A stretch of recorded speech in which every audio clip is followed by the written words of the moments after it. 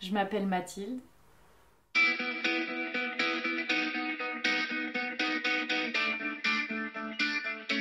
Je me décrirais, je pense, par mon métier. Je suis comédienne. Et comme mon métier, on fait plein de choses. À la base, je suis comédienne et du coup, maintenant, je chante principalement dans un groupe. C'est avec ça que je, que je mange. Je chante, j'ai 2 enfants. Ça, c'est pas mon métier, mais c'en est un autre quand même. Et j'habite dans le sud de la France. On m'a dit que j'avais la compétence de relier les gens entre eux. C'est une compétence que je saisis pas trop, qui me dépasse un peu. Et je pense qu'on a tous ça, quelque chose qui nous dépasse. Tout ce que j'ai fait dans ma vie, c'est en lien avec ça, sans forcément le vouloir. Ça veut dire que je fais se rencontrer les gens, je pense. Je parle des gens aux autres, je connais des gens.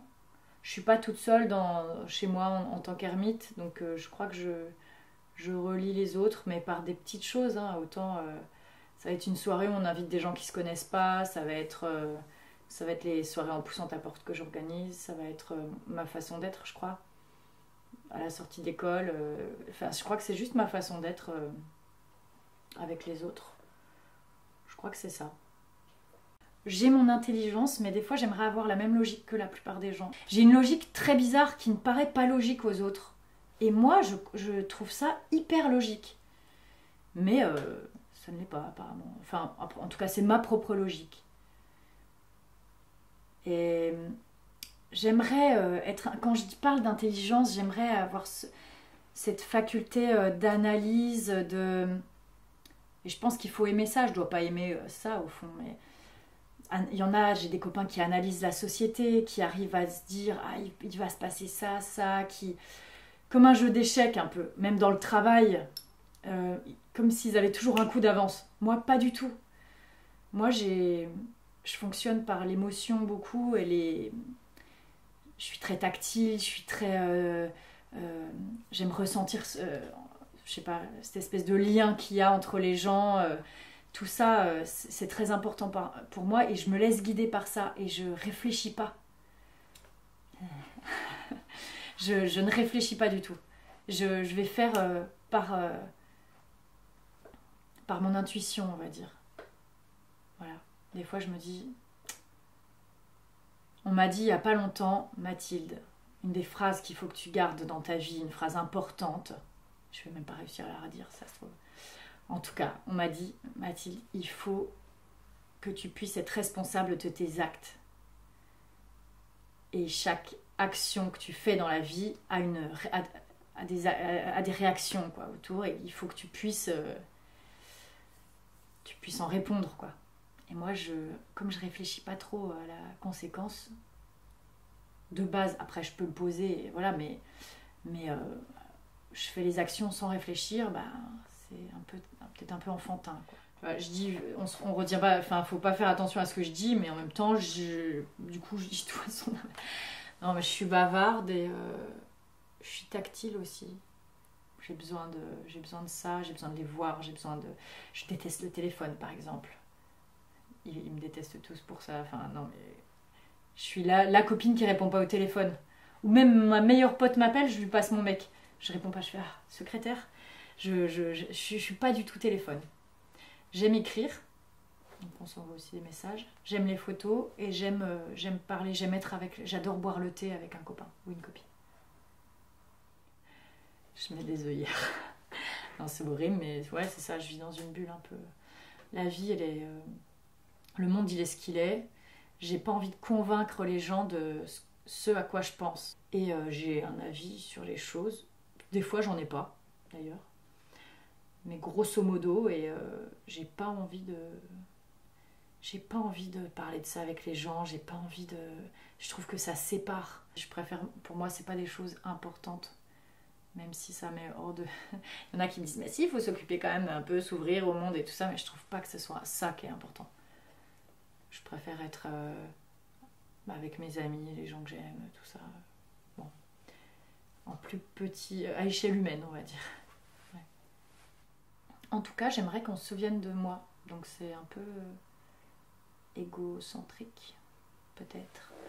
En tout cas, je sais pas pourquoi, mais j'ai cette envie-là de marquer, pas mon époque, mais de marquer un peu, de mettre ma petite pierre. Alors, je pense que l'humanité avance, recule, avance, recule. J'aimerais être un petit grain de sable qui fait avancer les choses à ma micro-échelle. Je suis quand même très dans le contrôle. Il y a des choses que je veux pas et je sais que je veux pas. Je suis hyper contente, je trouve que j'ai quand même vachement de chance dans ma vie. J'ai une vie plutôt heureuse. Je suis plutôt quelqu'un de sain et de... Ouais, je trouve... Enfin... Je pourrais être jalouse de moi-même. Non, non mais je trouve que j'ai une vie plutôt cool. Comme ça, sans réfléchir, je dirais que j'écoute. Mais peut-être que des amis se foutraient de moi là. Elles me diraient pas du tout. Mais en tout cas, je suis bienveillante, je crois, avec les gens. Je suis gentille, je suis serviable, je pense. Je suis pas trop mauvaise comédienne, je pense. Je sais faire plein de trucs. Voilà. Ça dépend pour qui. Pour mon mari, je pense que mon pire défaut, c'est que je suis hyper maniaque. Mais c'est pas un défaut pour mes amis, par exemple. Je peux être très bavarde aussi. Et je parle fort. Je coupe la parole. Ça, il y en a, ça les énerve. Du coup, ça va à l'inverse de ma qualité qui est d'écouter. Mes enfants. Mes enfants me procurent de la joie. Être aimé me procure de la joie. Rire avec les copains me procure de la joie. Faire des soirées chez moi me procure de la joie. Danser me procure de la joie énormément. Rire, forcément, mais c'est une résultante. Ouais. La douleur des gens que j'aime, donc la maladie. Là, j'ai été confrontée à la maladie de ma mère, c'est pour ça que c'est ça qui me vient en premier. Ça procure de la peine. Moi, j'ai eu une phase de peur, parce qu'on a peur que ça arrive, je dirais même, avant la tristesse.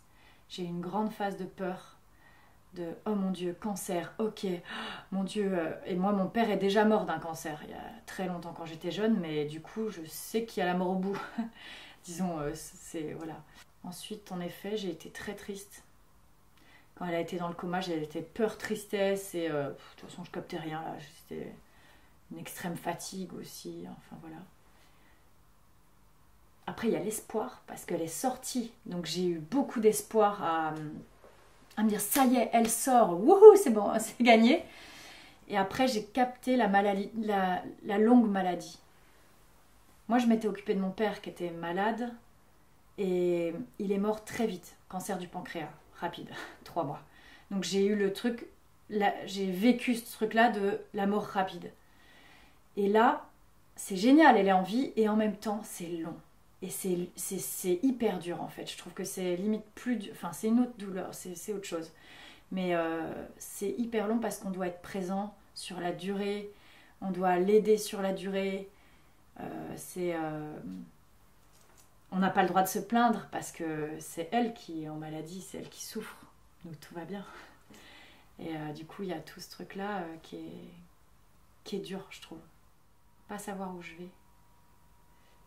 Mais c'est parce que c'est vraiment en ce moment, je crois, c'est des choses qui résonnent avec ce qu'on est. Enfin, je pense que ça évolue. La peur, elle évolue toute sa vie, les peines aussi, enfin, tout ce qui nous touche, voilà. Là, en ce moment, je crois que ce qui me fait peur, c'est de ne pas savoir où je vais. De me tromper de chemin. Des fois, on est sur notre chemin, on a l'impression d'en voir plusieurs. Et on aimerait demander au monde, c'est lequel que je dois choisir. Et voilà, c'est un peu ça. Et ben ça, j'ai découvert il y a peu, très peu de temps, que j'étais jamais en colère. De toute ma vie, c'était un sentiment que je ne connaissais pas. Je pouvais être triste souvent ou des choses qui me touchaient, enfin voilà, mais je n'étais jamais en colère. Jamais. Jamais. J'ai aucun souvenir de colère, de vraie colère, je veux dire. Et il n'y a pas longtemps, j'ai commencé à ressentir de la colère. La colère que j'ai, enfin, vraiment ce truc-là de envie ouais, et donc j'ai ressenti ça. Et c'était lié les 2 fois. Ça a été des. Alors les 2 fois, je sais pas si ça va être compréhensible. C'était parce que j'ai l'impression de donner beaucoup. Donc j'ai cette sensation de donner, d'aider, de voilà. Et ça a été 2 fois où j'ai beaucoup donné. Et par exemple une fois où je changeais. Ma mère, elle a une horloge chez elle, une vieille horloge très très lourde. Et je l'enlève du mur et elle m'est tombée sur les yeux. Et c'est hyper lourd. Donc vraiment, je voyais plus rien, je saignais du nez. Je voyais rien. Il y avait ma mère et mon mari derrière moi qui n'ont rien fait. Je pense qu'ils étaient tétanisés. Et moi, j'étais dans la douleur. Je suis allée à la salle de bain. Et à un moment, c'est sorti de je ne sais où, puisque je n'ai jamais eu de colère, où je leur ai hyper mal parlé. Je fais mais vous pouvez pas vous bouger le cul. Ah, mais moi, je fais tout là. Et c'est sorti de là. C'est sorti d'une espèce de trop plein, je pense, de donner, et puis que j'avais besoin à ce moment-là qu'on me donne. Et même, c'est devenu un moteur en fait dans ma vie. Et j'ai adoré être en colère. J'ai adoré la force que ça me donnait, et j'ai l'impression que cette année-là, ça a changé beaucoup de choses pour ma mère, mais moi, j'ai changé en tant que femme. J'ai changé d'étape, quoi, j'ai l'impression. Avant, j'étais maman, je faisais mes petits trucs. Là, je me gère en tant que femme. Je suis devenue plus femme, en fait. Et à gérer ma mère, je me suis trouvée plus en tant que femme, j'ai l'impression. On m'a toujours dit de ne pas vivre avec des regrets. Est-ce que j'en ai des regrets? Oui, il y a des choses que j'ai faites qui sont mal. Quand j'étais petite, au collège, alors ça, je ne dis pas normalement, parce que c'est vrai que c'est un regret, c'est un peu une honte. Quand j'étais petite au collège, j'ai été méchante. J'étais méchante avec une fille, contre une fille. On était en fait, on était 3 super copines et finalement on a fini à 2 super copines. Et on a été méchante avec la 3e. Mais ça nous faisait rire comme des gamins. En fait, on se rendait pas compte de l'ampleur de la chose. Et je pense que maintenant, en plus, c'est des choses qui sont vraiment travaillées dans les écoles, le harcèlement, tout ça. Et je pense que j'ai été harceleuse. Et mon plus grand regret, c'est de l'avoir fait. Parce que vraiment, on était méchants. Pourquoi? C'est comme ça. Et le regret, je pense, c'est de... Bon, voilà, c'est fait, c'est fait. Ça lui a forcément fait du mal, mais peut-être ça l'a aidé quand même, je sais pas. Je pense que j'aimerais Antonine. C'est un nom un peu commun. Je pense que j'aimerais la revoir. J'aimerais, maintenant adulte, lui dire je suis désolée. Je suis désolée si ça t'a fait souffrir. Moi, j'ai appris après, en grandissant, qu'en fait, on a été cons. Je pense que ça, c'est quelque chose, ouais. La méchanceté gratuite des enfants. Quand on s'en rend compte après. En grandissant, enfin en tout cas dans ma phase actuelle, j'ai envie d'être vraie et j'ai envie de pouvoir dire ces choses-là qu'on n'a pas toujours fait, enfin voilà, on n'a pas toujours la tête haute, mais j'ai un peu envie de pouvoir me regarder dans un miroir. J'ai de la volonté. J'ai pas forcément d'ambition, mais j'ai de la volonté. J'ai l'impression qu'on peut tout faire, enfin tout est possible quoi. Donc ça je l'ai encore. Très fort quand même. Je me sens pas fatiguée ou usée de ça. J'ai l'impression que je peux déplacer des montagnes. Vraiment. Et j'ai l'impression que j'ai déjà fait d'ailleurs. J'ai déjà déplacé des montagnes, j'ai l'impression. Des fois, on me l'a déjà dit. Je crois que dans ma vie, j'ai toujours essayé de faire. Même si j'ai pas les moyens, même si... En fait, ça m'arrête pas. Je pense qu'il faut faire. Après, physiquement, ben, j'ai jamais trop apprécié mon corps dans le sens où... J'ai toujours trouvé mon corps mou. Comme une grande machine toute molle. Et moi, je trouve ça beaucoup plus classe, ceux qui sont dans l'action, qui sont sportifs et tout ça. J'ai plus d'admiration pour ça. Et moi, j'ai changé de corps beaucoup. À Bruxelles, on m'a appelée Fatmat. Quand mon père est décédé, j'ai perdu beaucoup de poids. Quand j'étais enceinte, j'ai pris 27 kilos. J'étais un énorme ballon. Pour Jeanne, ma deuxième, je crois que j'ai pris même plus, mais que j'ai arrêté de compter. Mais je m'en foutais. Enfin, il y a un espèce de truc... j'ai jamais fait de régime ou quoi. Et là, avec la maladie de ma mère, j'ai vraiment perdu du poids. Je m'aperçois que ça change beaucoup le regard des gens sur moi. En fait, je pense sur tout le monde. Quand les gens te regardent, si t'es gros ou si t'es fin, par exemple, ça a une grosse différence dans la façon voilà. Comment tu t'habilles, tout ça. Donc ça, je m'aperçois de ça. Et maintenant, depuis que ma mère est malade, je me mets à faire du sport. Parce que j'ai besoin de décharger une énergie qui est en moi, qui est trop puissante. J'ai énormément de libido, comme j'avais dit, qui arrive, tranquille. J'ai la colère, j'ai tout. Et j'essaye du coup de gérer cette énergie pour pas trop saouler les autres. Donc je fais du sport pour évacuer. Et j'adore mon corps. Pas physiquement, c'est pas ça. C'est vraiment... j'aime sentir que je chope des muscles. J'aime sentir que je peux être solide, que je suis plus endurante. C'est hyper satisfaisant, agréable et je me sens en forme en fait, le fait de faire du sport. Donc j'ai un peu plus de muscles. Et c'est bien. Je sais pas si c'est une force en soi, mais j'aime bien. Bah, j'ai tendance à pas me muscler.